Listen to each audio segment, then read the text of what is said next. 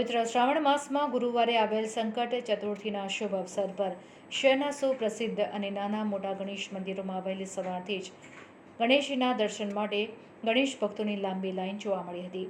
દાંડિયા બજાર, ગાજરાવાડી સહિતના નાના મોટા ગણેશજીના મંદિરોમાં વહેલી સવારથી જ ભક્તો ગણેશજીની પૂજન અર્ચન તેમજ દર્શન તથા આશીર્વાદ માટે પહોંચી ગયા હતા અને શ્રીજીના આશીર્વાદ લીધા હતા। તો કેટલાક ભક્તોએ આજના સંકટ ચોથનો ઉપવાસ કરીને ભક્તિ કરી હતી।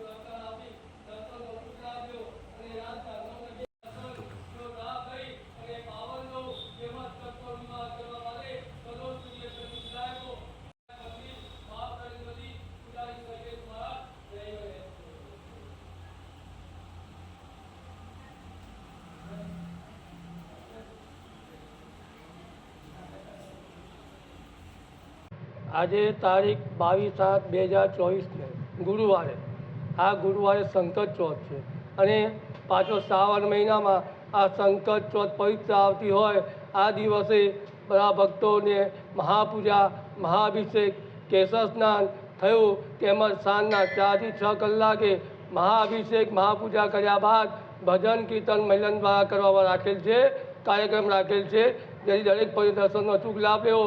તેમજ આ પવિત્ર શ્રાવણ માસમાં સંકટ ચોથનું વ્રત કરવાથી દરેક કામમાં સફળતા મળે છે, વિઘ્નનો નાશ થાય છે, તેમજ જે પણ આદિ વ્યાધિ ઉપાધિ આવતી હોય તેમાંથી નિવારણ થાય છે।